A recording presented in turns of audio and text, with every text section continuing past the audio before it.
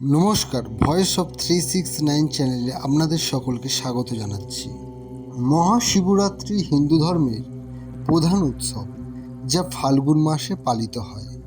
মহাশিবরাত্রিকে ভগবান শিবের উপাসনার জন্য অত্যন্ত গুরুত্বপূর্ণ হিসেবে বিবেচনা করা হয়।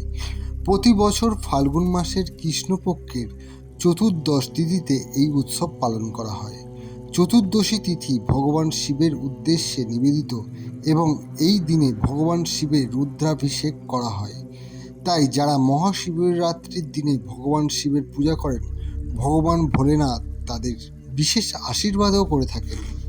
এই দিন মহিলারা জীবনের সুখ সমৃদ্ধি এবং পরিবারের মঙ্গলের জন্য নির্জলা উপবাস পালন করেন, যা পরের দিন সূর্যোদয়ের পর ভাঙা হয়।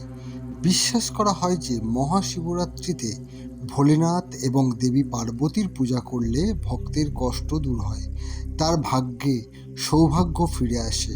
পঞ্চাঙ্গ অনুসারে ফাল্গুন মাসের কৃষ্ণপক্ষের চতুর্দশী তিথি 26শে ফেব্রুয়ারি সকাল 11:08 শুরু হবে এবং এই তিথি 27শে ফেব্রুয়ারি সকাল 8:54 শেষ হবে। মহাশিবরাত্রির রাতে পূজা করার ঐতিহ্য রয়েছে, তাই 26শে ফেব্রুয়ারি রাতে মহাদেবের পূজা করা হবে।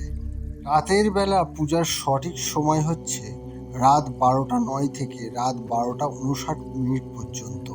প্রথম প্রহরের পূজার সময় হচ্ছে 26শে ফেব্রুয়ারি সন্ধ্যা 6:19 থেকে রাত 9:26 পর্যন্ত।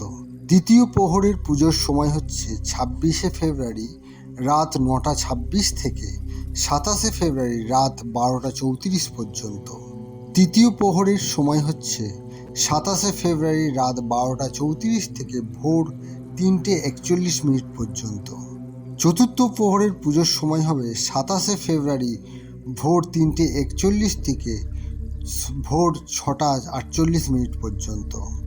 এবার এই শিবরাত্রি পূজার দিনে কি করলে কি হতে পারে তা আমরা একটু জেনে নেব।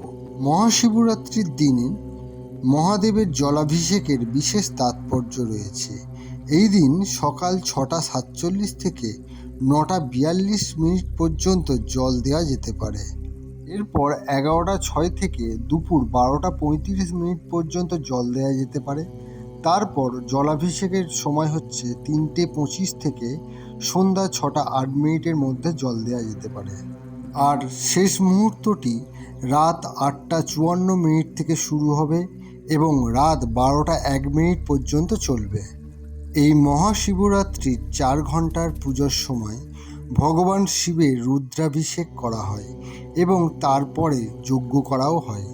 মহাশিবরাত্রির শুভ তিথিতে পঞ্চামৃত দিয়ে শিবের মূর্তিতে অভিষেক করুন। এরপর 8টি পাত্রে জাবরান মিশ্রিত জল অর্পণ করুন। সারা রাত ধরে প্রদীপ জ্বালিয়ে রাখুন এবং চন্দনের তিলক লাগান। ভগবান শিবকে বেলপাতা, ভাং, ধুতরা, আখের রস, তুলসী, জায়ফল, পদ্মের বীজ, ফল, মিষ্টি পান, সুগন্ধি এই সমস্ত জিনিসগুলো অর্পণ করুন। এই পূজার শেষে জাবরান মিশ্রিত পায়েস পরিবেশন করুন এবং প্রসাদ বিতরণ করুন। এই পবিত্র দিনে যে মন্ত্র পাঠ করবেন সেগুলো বলছি: ওং নমো ভগবতে রুদ্রায়, ওং নমঃ শিবায় রুদ্রায়, শান্তায় ভবানী পতায় নমো নমঃ। এই মন্ত্রগুলি 108 বার করে জপ করুন এবং মন্ত্রগুলি জপ করার পর শিব পুরাণ পাঠ করুন। এই মহাশিবরাত্রির দিনে রাতে জেগে থাকার একটা বিশেষ তাৎপর্যও রয়েছে। এই মহাশিবরাত্রিতে এই বিশেষ প্রতিকারগুলোও করুন। যেমন মহাশিবরাত্রির রাতে শিব মন্দিরে যান এবং রীতি অনুসারে পূজা করুন এবং শিবলিঙ্গের কাছে দেশি ঘি দিয়ে তৈরি একটি প্রদীপ জ্বালান। এটি করলে আপনি অর্থ সংক্রান্ত সমস্ত সমস্যা থেকে মুক্তি পাবেন।